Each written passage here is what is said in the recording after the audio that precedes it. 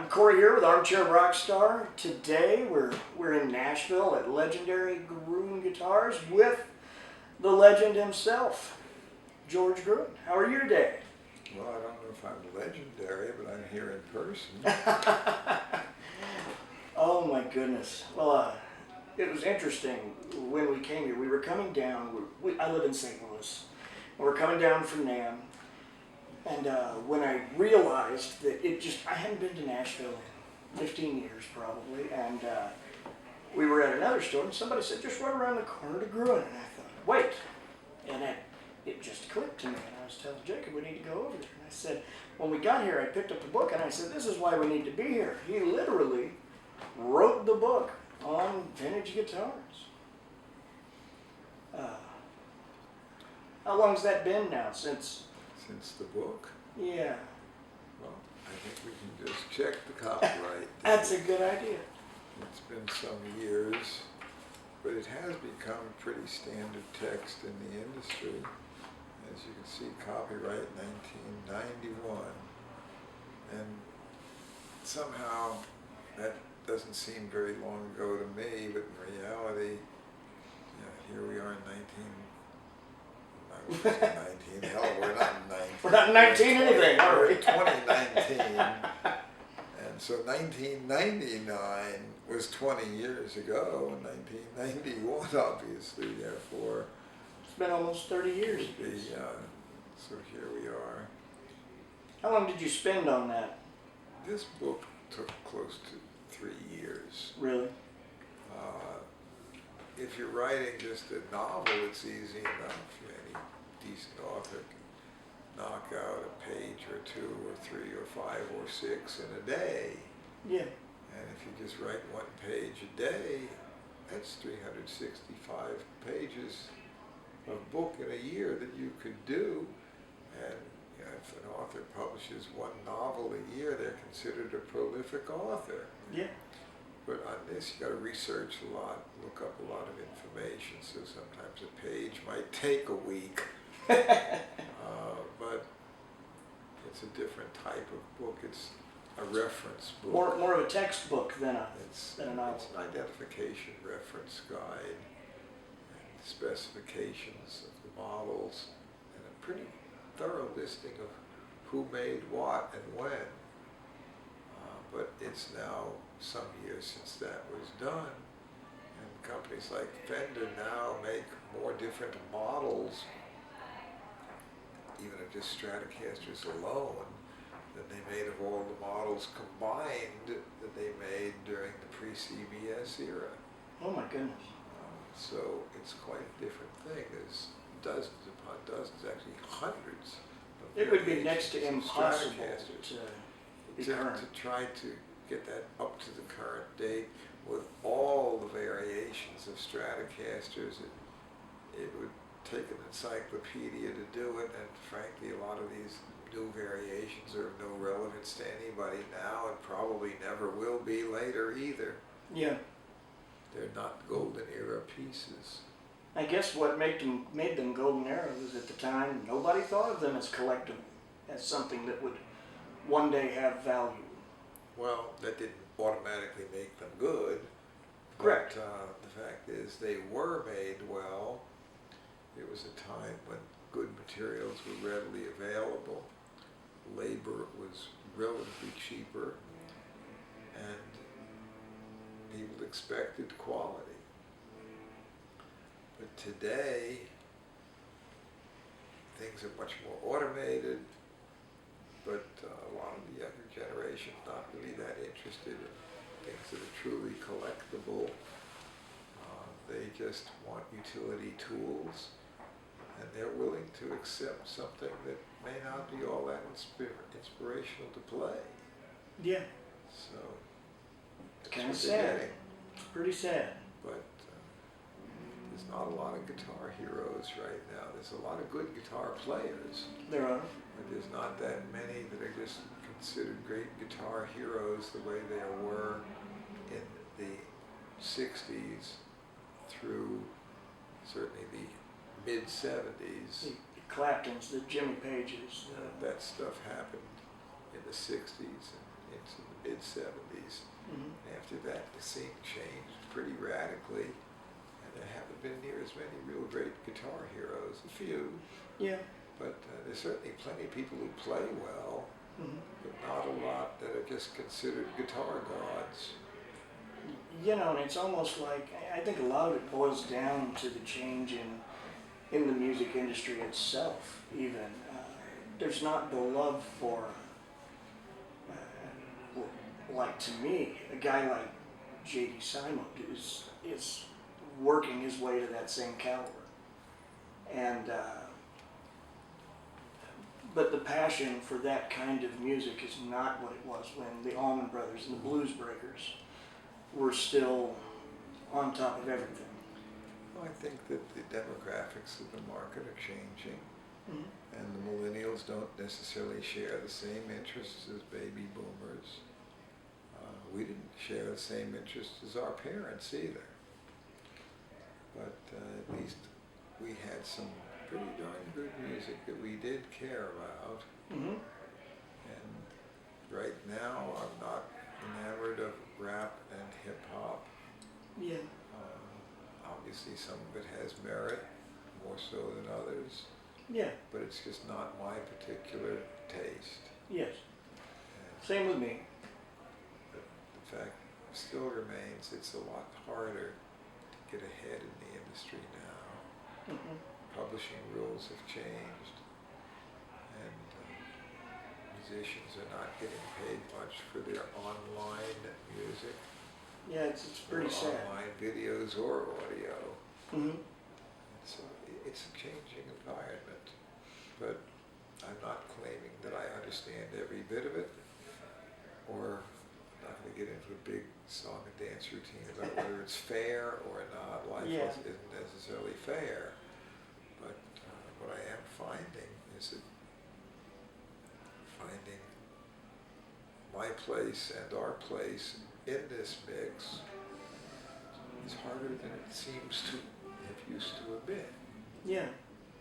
But that again is something other generations have felt before us. Yes, that's true. But in this case, I can't help it if I'm right. That's the way it really is. Things are changing. Oh, definitely. It's not just a subjective nonsense. It has real meaning. These changes are quite different view of the way society is going. And it does impact the musical instrument market, because if people don't make the music, they don't buy the instruments. That's right.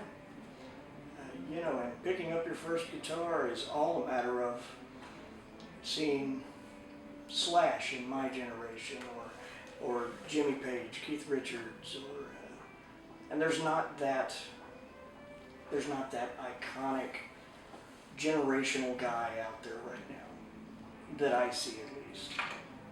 There are, like you said, there are wonderful players, but a player whose scope spreads beyond just one little genre that is enjoyed universally almost, you know, like it was in the day. But it's interesting. You have an amazing collection and store and office. Well, I try to keep it interesting. This is essentially a hobby that got out of hand.